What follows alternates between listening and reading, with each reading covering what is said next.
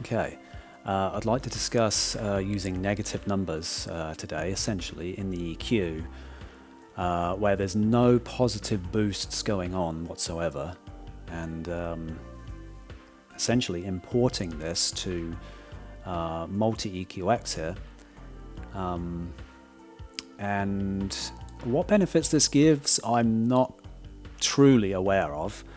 However, some people may want to only apply EQ that is in negative numbers, and doing it this way, there wasn't really too sure on how to do it, especially with Audyssey auto balancing their levels. So any EQ or import target curves that you do here, Audyssey will balance them. Luckily though, now you can just turn this off. You can disable auto leveling in Audyssey here. So yeah, so what I typically do is well, let's see this first. So this is like my red here is the original response, and this is essentially an inverted response compared to the actual target itself. And you can export this as text and then import this as a target curve to Audyssey. And the results are absolutely spectacular. You can get this. These types of results compared to a target curve in Audyssey. It's actually very easy. This method I actually got from Obsessive Compulsive Audiophile, and I was like, well, I can actually do this in Audyssey now because they've give you the ability to do that. And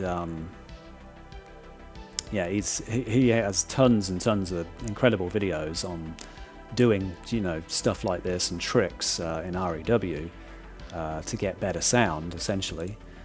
And this method is better than EQ. You can't EQ as close to this. I've tried, and it doesn't come close to this.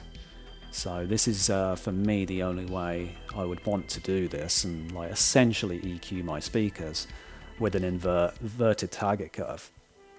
So let's take this. Okay, we don't actually need this anymore because we'll make our own right now. Now what I typically do is align everything to 0 dB with an alignment center of 1 kilohertz and an octave span of 2, because this is exactly how Audyssey volume balances the EQ that's done on a channel. So if you turn Audyssey volume balancing on and off, the difference is extremely slight. It's like 0.1 of a dB's difference. It's like basically nothing. So you've done all of the volume balancing for Audyssey essentially if you do that. But before we actually do that, we trace arithmetic, target over the left speaker, and it's A over B magnitude division. Generate. That gives us this, again, what we did have before. And again, it really just inverts everything that we want to put back into the speaker compared to the target itself. So we can take all of this off now. Now, again, what you would do is, now with this, just because both were aligned before, doesn't mean that this will be aligned. Though this is very small, you will see a slight movement here. If you align to 0 dB, it's tiny. Maybe 1 dB. I don't know if it was 1 dB. It could have been. But it is slightly out. Now this is actually ready now to essentially import to multi-EQX. However, if you see that this is a target curve, this is telling the system that there's going to be, that we want more bass. And you have to take care of this first in a spreadsheet. You can take care of it in EQ, I believe, by cutting off the target itself. Though I did it and I didn't particularly have good results. So I just use a spreadsheet to take care of this. So if you range of measurement, resolution of measurement, use the smoothing of measurement, which is none, and then you export, and I don't include headers because I remove them anyway. So YouTube calibration, and let's call this left, right? So if I just imported this to Audyssey here, it's going to have errors. I'll import it to the center speaker. So again, we have this because we didn't take care of this. This is even if you're rolling off at 80 Hertz at 12 or 24 dB per octave, whatever it may be, that roll off is actually probably not enough to counter this. So again, this is why you want to take care of this. This point here, which is probably 50 or 49 Hertz, from that point on, you want to make sure everything is 0 dB. That would take care of this. This isn't really about that, but I still want to show people like, oh, this is how you could deal with this. That treble is also raising by, I mean, according to this, 10 dB, which is unnecessary. The edge of this screen is 24 kilohertz because Audyssey is using 24-bit 48, and it's half the sample rate. So again, this is just not necessary. This is not necessary to raise treble in this way. Yeah, we're in 24-bit 48, but I don't know any people that can hear up to 24 kilohertz. I believe I can hear up to like 17, and then it just starts to die off. So what I've been doing lately is EQing this line up to 18 Hertz and then just rolling it off. So now volume balancing, we're in the center channel here. This center, okay. This app's bugging out a little. Okay, so disable auto leveling. You probably can't even see this. I can see this just by zooming in, like looking close at the screen, not zooming in. It moves a hair. It might be 0.1 dB. That's showing me that the difference though between leveling this way in REW and what Audyssey is doing is basically the same. So you could just disable that at that point and EQ the same thing to every channel. So first off, let's just take care of this.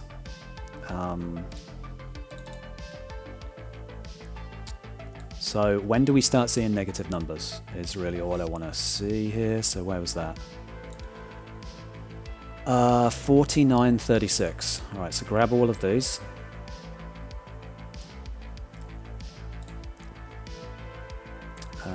Then we go to the spreadsheet. Let's clear. And I must be looking at this on a different PC, I think. So data, split. Split with a space, and that puts these on two different columns.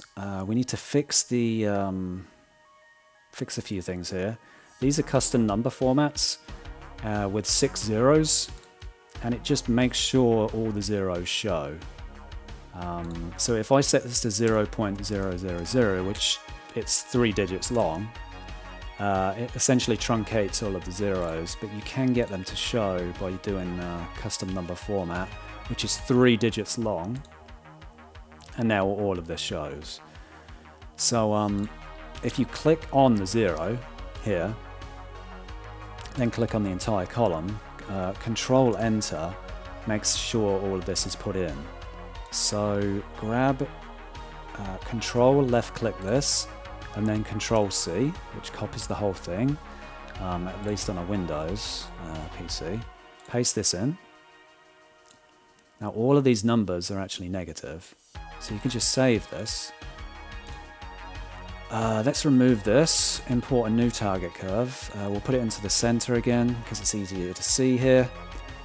YouTube calibration left. Okay, this app's bugging out, but yeah, all of this is gone. I mean, yeah, I've never seen it do this before, but might have to just restart this. Yeah, let's just restart. Let's restart that.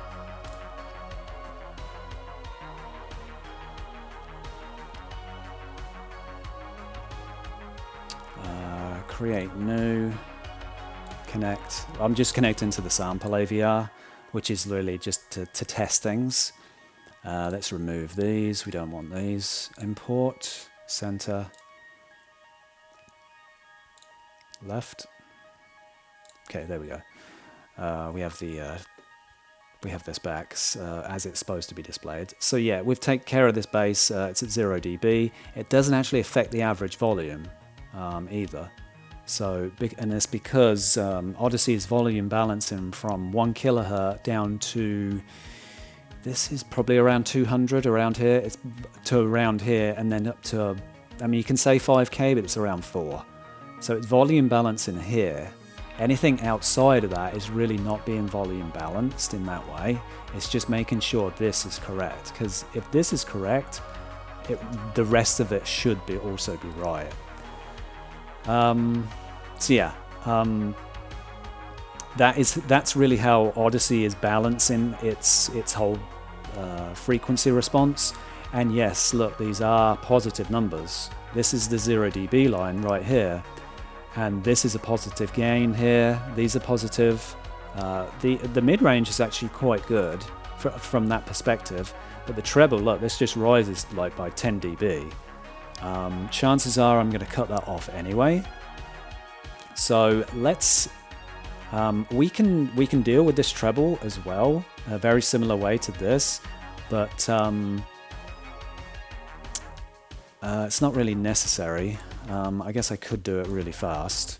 So what I've been doing lately is 18. So at 18, here's what I do, is I pull all of this out.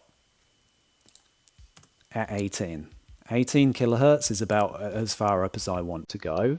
And another thing you can do here is these are being boosted by 5 dB, which is fine. Again, if you can hear up to these ranges, and you know, that's completely fine. But what I do is, in Audyssey at least, if you had a target curve that is going in one direction, and you don't finish it to say 24 kilohertz, because that's where the system goes to, you need to like almost show it the direction that it wants to go. It continues in the direction that it is going. So if this is a positive, if this is a continuation of being a positive, it will continue to go up. So what you could do, and what I do here, is you could set this to like 4 point. You could set this to this number, because this number is less than this, and it would be very small. But you could be a hair more aggressive with this. Set this to 4.5, because that will change the direction of the slope. So if you see this, like right here, this is just going up and then kind of just flattens up here. This, at around 18, say, around here, this should just fall. This should start to flatten out and fall. So I can save that as well. I'll get rid of this. Import, center, left. Okay, and now you can see that this treble is actually just very, very slowly rolling off. So this is really two ways of dealing with the ends of the frequency. Because again, I get to 18K and I'm like, okay, that's enough. You know, I'm not boosting to like 10K. Sorry, 10 dB. Like, it's just, for me, it's no reason to do that. But it will continue again in the direction that it was going. And if anything, it will fall. When you are above the 0 dB line, if you do this, it will fall.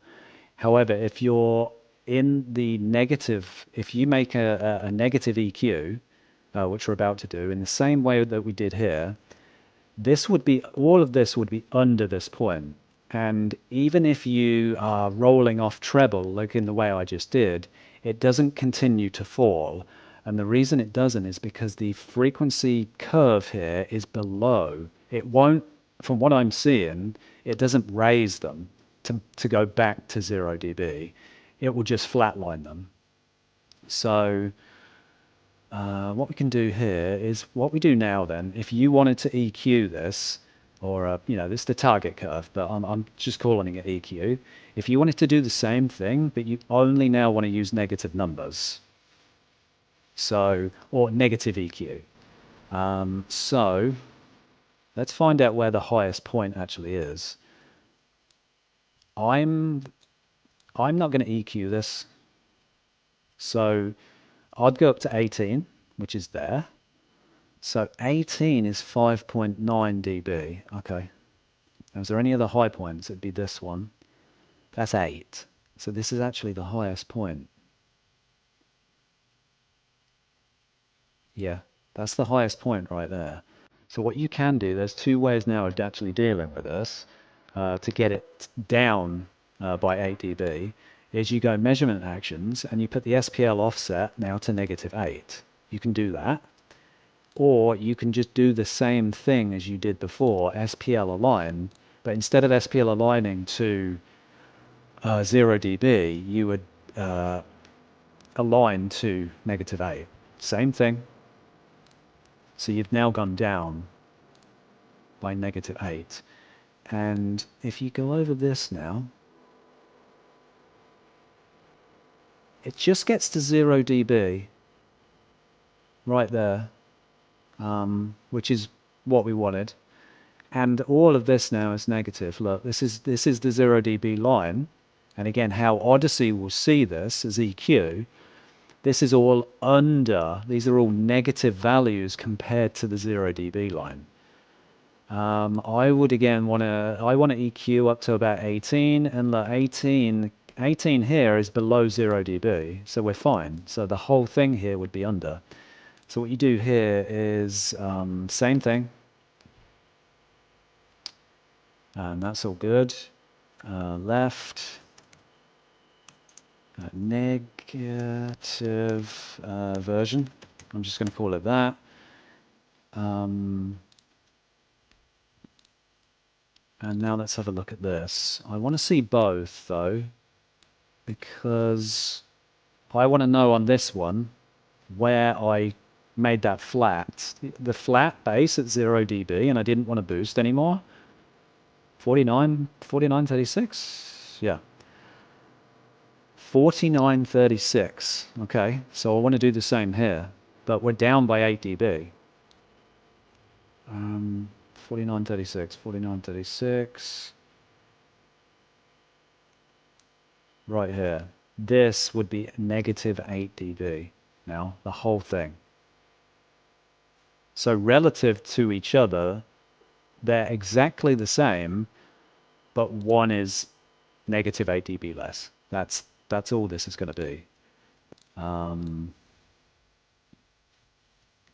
Okay. I'm looking at this on my computer downstairs. I know I am, because it says that.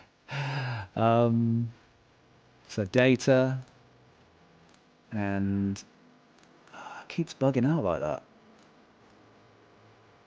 I wonder if it's because I'm looking at it on another PC. Just got to clear the column again.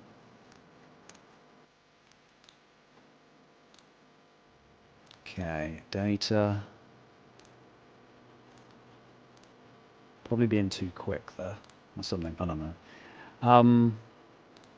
Fix the numbers, the number format on that one. That one. This is a little OCD, you might not need to do that. So negative 8.000. That is our new target line, I guess you could say. And you click now the column B with that one selected.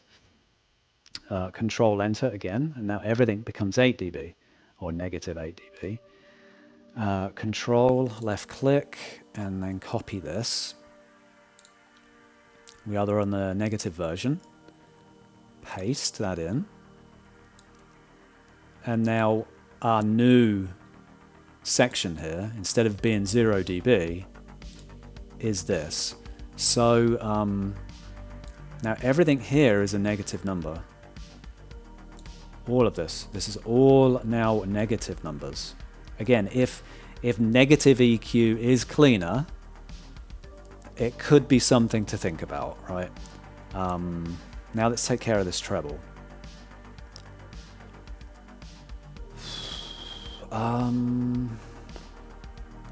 So 18 again.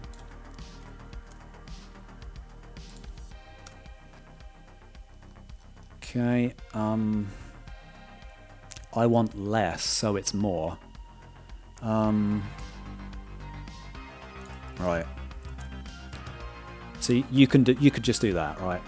But again, when we're in the negative section, I don't think I can roll treble off. I don't think it keeps doing that. So we're really just cutting our EQ, you could say, here at 18 kilohertz, right? Again, I don't see the value in going over 18 kilohertz. I just don't.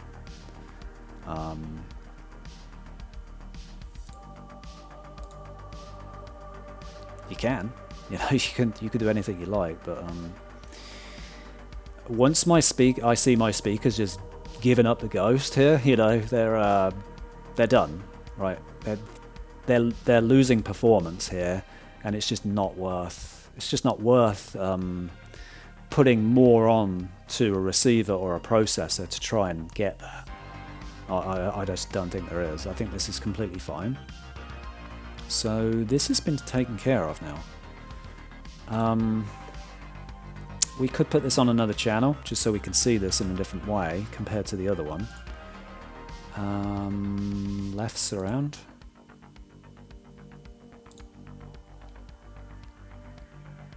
It's fine. Okay. This is the new import now. I've imported it on the left surround, but it doesn't matter for now where they go.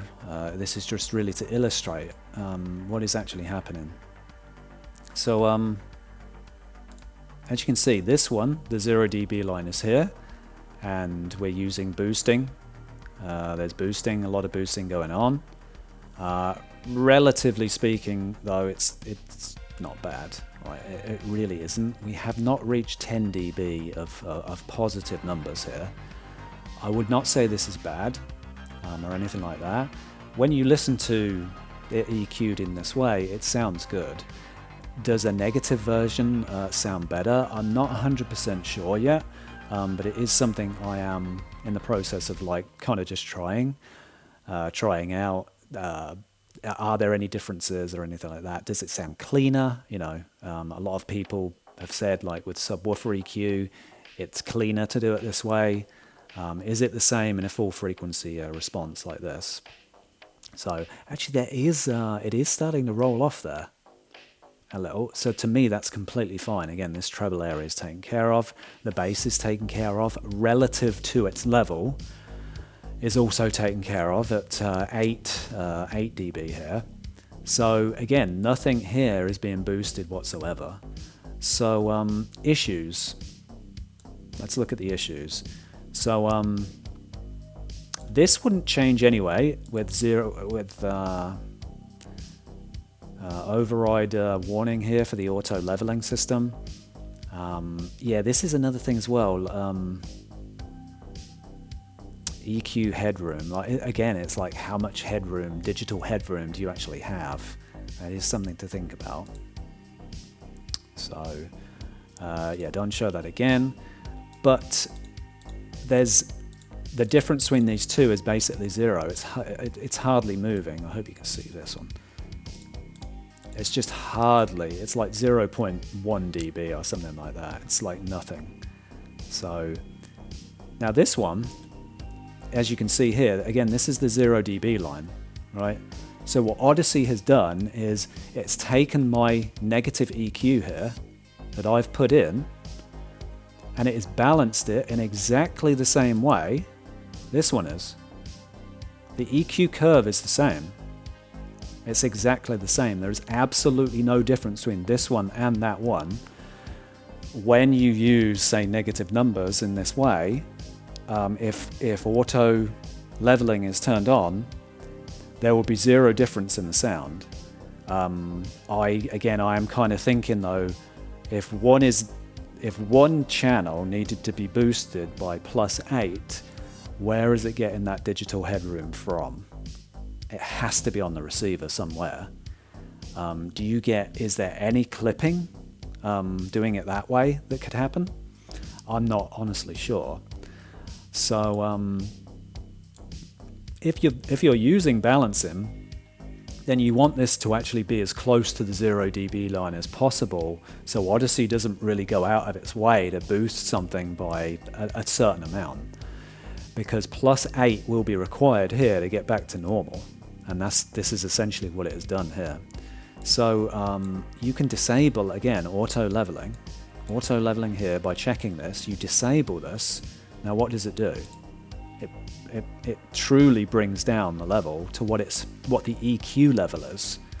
So again, we could see this. Look how much it's doing this. It's doing it to the same way the other channel is. So now, interestingly enough, you can disable auto leveling on one channel, but keep, say, this channel perfectly balanced, which I actually find very interesting.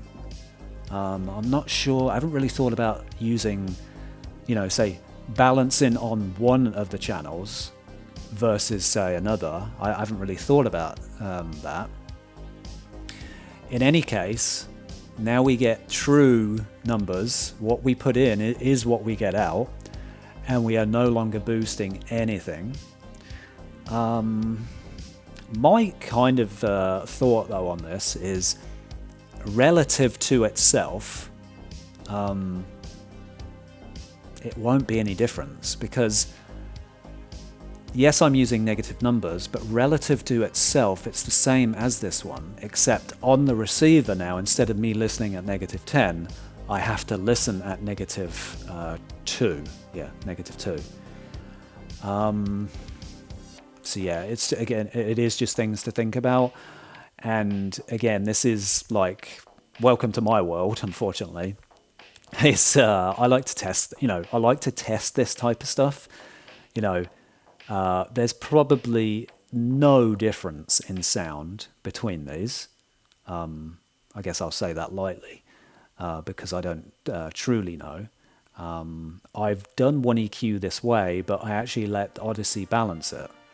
And again, I just wanted to hear that, because if I'm bringing a channel down by 9 dB, which on one of the channels I actually did, I brought it down by 9 dB. I think it was the right channel, because it's got a bright tweeter, so I actually had to do that.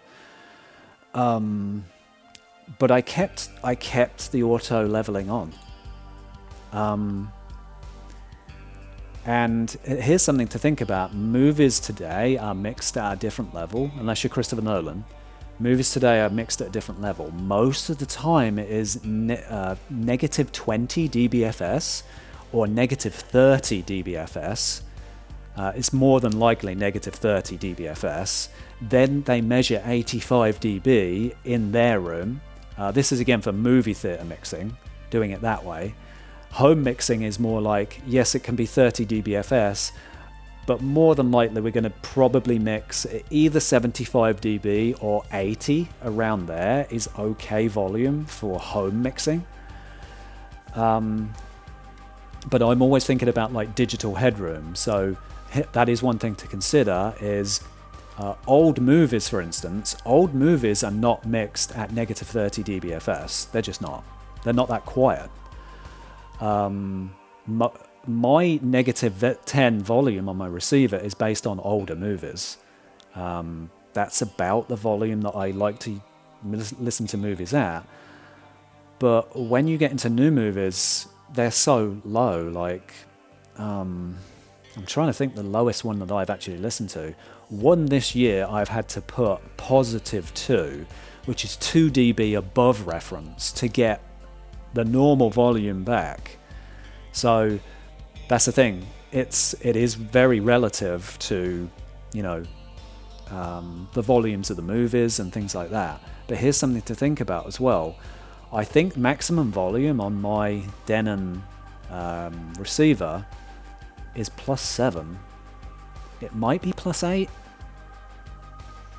I think that's as high in digital volume that we go, or amplification that we can go. That might be something on all Denon and Marantz receivers. I think they go to either +7 or +8, and that's +8 above reference. That's about as high as we go. So if I had to increase the volume to -2 on one movie this year, and I did not use auto leveling, am I maxed out? You know, am I maxed out on the volume of my amplifier, essentially? It's a receiver, but, you know, I'm trying to amplify this, and it's completely maxed out. I'm not sure, again, what that does to sound, you know, with the actual amplifier being completely maxed out. So yeah, things to think about. Again, if you're, like, from what I'm seeing as well, like Christopher Nolan, he doesn't mix at -30. From what I'm seeing, just compared to my volumes versus reference volume on, say, a Spears and Munsel disc, I wouldn't be surprised if, say, Christopher Nolan is mixing at -12 dBFS. I think. And the reason I say that is because I listen to Christopher Nolan movies at -8, which it is relatively loud for a Christopher Nolan movie. But when I measure what reference levels are on my system, it's +4 to get to reference. And I think it's because my ELAC speakers aren't as efficient as they really should. You know, so that is a bit of a problem. I actually, compared to what reference should be, I'm not getting that. I'm like 4 dB away from that. So knowing that I listen to a Christopher Nolan movie at -8, the difference there is actually 12. So that's why I think, because his movies are mixed louder than all other movies, from 2020 onwards, definitely, but 2021 and 2022, definitely, his movies are mixed louder, 100% than other people do. So this is things to think about. Again, actual amplifier headroom here. One thing though is, I think if a movie is mixed well within a normal volume, again I'll say normal volume of -30 dBFS, -20 dBFS, around there, you're not going to have to turn up your receiver by so much to get this back, even with negative numbers here. But it is definitely a consideration. I mean, have you ever had to listen to a movie where you've actually had to increase the volume completely maxed out and it still wasn't enough? I haven't. I haven't done that. But again, this is things to consider. So, yeah. Can you do this with negative numbers? Absolutely. 100%. And I think in 99% of cases, you're not going to have any issues in putting this volume back in on the volume knob, we'll say. You won't have any issues putting the volume back in. Again, is it better to do it this way? So most of these numbers are negative, and you amplify back. Or is it best to keep things at 0 dB and allow a relative system to take care of this, and say amplifying a movie, you're not having to increase that volume by more than you normally would. So yeah, I just wanted to make a video about this, about EQing specifically in this way, where the best thing to do in Audyssey is to volume balance at 0 dB, but then over time of like kind of doing more EQs, you see some people say about using negative numbers and things like that. It's always been in my mind that, you know, this here would have need to been boosted by +8. You know, is that good that I needed to boost that by +8? So one thing to think about as well is you might not have to come down by 8. So we'll do it this way now. So you might be like that a system. I wish I could see what we're boosting by here. Oh, we're at 4, so it'd be half, right? So we'd only be at 4 dB here. That's something to think about as well. You might have a system where, again, I don't know, but you may have a system where as soon as you go above a particular boosting, like say this would be +3 here. If you went above this, your system sounds stretched. I don't know, you know, but if it did, you could do stuff like this. You know, you could now SPL align this. Instead of -8, you could do it to like say 5, and there is some positive numbers here. There might be a little thing going on here as well, but it's very light, and most of this still lives in negative numbers. So just some things to think about. And it has been going through my mind lately. EQing this way, is it possible? It's definitely possible. And with multi-EQX here, it'll allow you to do anything you like. Again, you can disable the auto leveling, which is really nice. You can see what sounds better. Unfortunately, I don't think you can, say, create a reference version of this, disable auto leveling, and then, you know, then don't disable it on flat. I wish you could do that, because I could literally, what I do is on Denon remotes, they have 4 quick saves. And essentially what you could do is you could listen to, say, music at whatever volume you're at, say negative, let's just say you're listening to at -10, whatever it may be, save that one, and then next one, save it at -2 to make the difference. Is that right? Or it'd be 0? No, it would be -2, sorry. It'd be -2, so save that one on number 2, and then you can just switch between them both, and you'd be able to hear right away the difference between one versus the other. So the only way you can hear the difference between this this method and say another method is load it to the receiver. Like you'd have to transfer the filters, load it in, listen to it maybe, I don't know, you might want to listen to it for maybe a day or so just to get used to like, okay, this is how it sounds, and then load up a different file that is balanced in a way, and just see the differences. The benefits for me are really unknown. This is kind of theory, you know what I mean? Like it's I just don't know. And again, thinking about this in relative terms, relative volume and relative EQ, if something needed to be boosted by +8, even if you lower it by -8, the whole EQ, the difference is still relative. It still requires a difference of +8 compared to this negative number. I don't know. If somebody has experimented with this type of thing, please let me know, because I'd love to know if using negative EQ target curves in this way does provide you with a cleaner response. Again, as long as you can just turn your receiver back up by +8. Is it cleaner? When everything is then balanced at the same volume, does it sound cleaner, smoother? I don't know.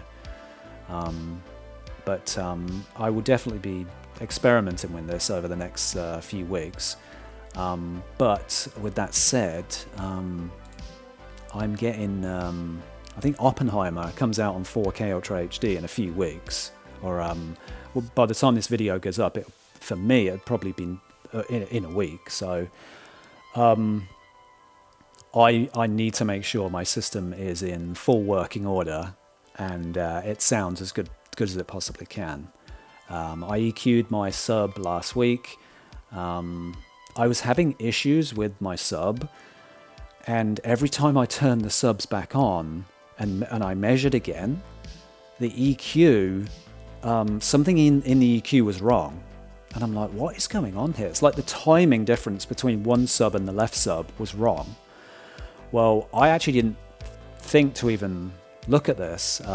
There've been quite a number of updates, firmware updates for my subwoofers, and I was like, oh, I'm like 2 or 3 like firmware updates out on my subs. It's like, when you think about it, a sub is not something you kind of think about of, oh, it would sound better if you, or something would work better if you just firmware update. It's something I actually didn't think of.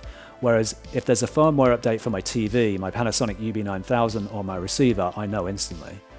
I want to know what it's for. I want to know what it fixes. But with sub, I just didn't think about that. So I applied the update.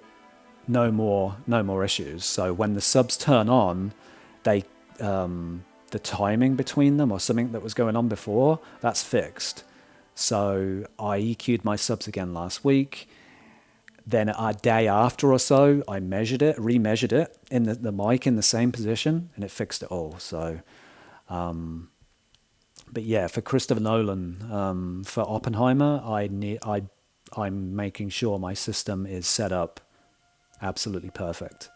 I want to make sure the bass is set up correctly, the levels are all correct. A lot of people have said like the volume for dialogue is very low.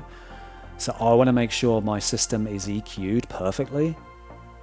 And I will really want to see what that movie sounds like if everybody else is saying that the dialogue is too low. Now, he has low dialogue in a lot of his movies, but I don't seem to have that issue when you EQ in this way with inverting target curves. His movies to me are very good. They are potentially mixed a little low in dialogue, especially a lot of times with people wearing masks and things like that. So, but this movie doesn't have any of that, so it'd be interesting. One thing that I did find though in the movie theatre, I went to see this in 2 theatres, and to me it felt as though the music was too loud compared to the dialogue on screen. So I am pretty anal about how my channels are set up in volume. I want to make sure, again, that actually sounds correct on a system that is calibrated as well as I can. So, yeah. I hope you enjoyed it, or give you something to think about. Even using inverted target curves like this, you can still use negative numbers if you want. With multi-EQX is, when you disable auto leveling, can be done. But if you don't disable auto leveling, I don't see the point in using negative numbers, because Audyssey has to pick that back up and just balance them anyway. So, which is what I'm doing right now. I just wanted to test it, and I don't feel as though there's any difference. I don't know where it's getting the headroom from, but this is why now what I'm thinking about doing with an EQ is disabling auto leveling on every single channel, setting this to 0 because the work has been done anyway. So basically what I'm doing is I'm not allowing Audyssey to change levels in any way at all. I'm having every single calibration will be set to 0 dB at 1 kilohertz and balanced that way.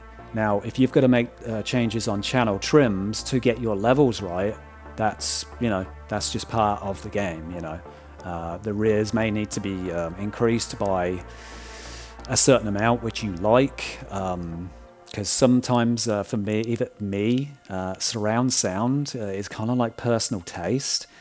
And a lot of the times when I measure 75 dB for surrounds, it doesn't quite translate into the volumes that I want to hear, say, in movies. So this is why I use, like, say, Spears and MUNSIL, because there's tons of test patterns on here, and spatial audio calibration toolkit that moves sound from the front to the backs. It's not just, say, the front Atmos channel and then instantly you hear it to the back. There's actually sounds that move from channels to channels, and you can just hear.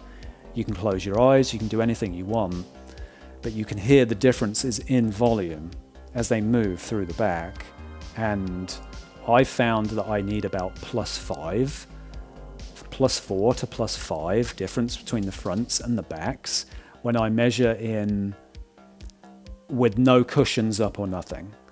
So the difference, with no cushions up or anything, you can be like 5 dB less. But once I put my cushions in, because my cushions go up really high, sometimes, I mean, I can see the tweeter, but sometimes if I'm slouching, I wouldn't be able to. So you have to kind of get a system balance that you like, the way you sit, the way you kind of just slouch in your seat when you're watching a movie, and what sounds good to you. You have to set up your system really however you like it. But no question, what I do is once my seating and my pillows and everything are all back after I've done an EQ, I would listen to a disc like this, Spatial Audio Toolkit. This is by TECHNO-DAD, Joe and Tell, and Spears and MUNSIL. And I want to know how things move through the room now, with them being EQ'd that way, how they move around the room with those cushions in, because cushions really deaden the surround sound of your system. Like, you could pull all those seats out, and the difference between, not the seats, but the cushions out, and the difference between putting the cushions back in and out could be 4 to 4.5 dBs difference when you actually sit down in the seat. So I've done both. I've measured a particular way, which is about 4.5 to 5 dB louder. Then what I do is I get into the seat as well, and then put these test tones on from both discs, and make sure that when a sound moves around, it's the same volume the entire way around. So measuring is great.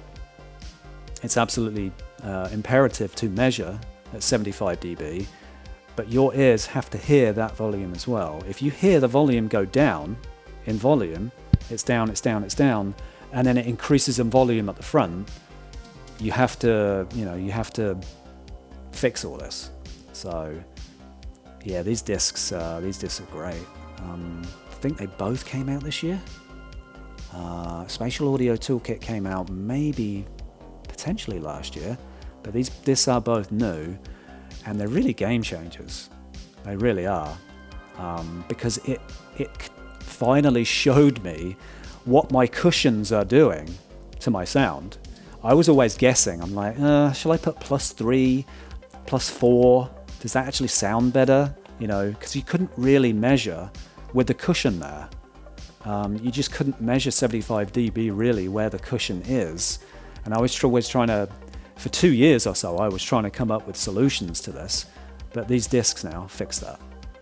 So, okay, this video is probably going on a little long now, talking about all of this, about balance and things like that. But yeah, you can pretty much do anything with Audyssey now. There's a few bugs here and there and stuff like that, but the sound that you can get with REW included in this is just incredible. So Anyway, I appreciate you watching, and have a good day. Bye.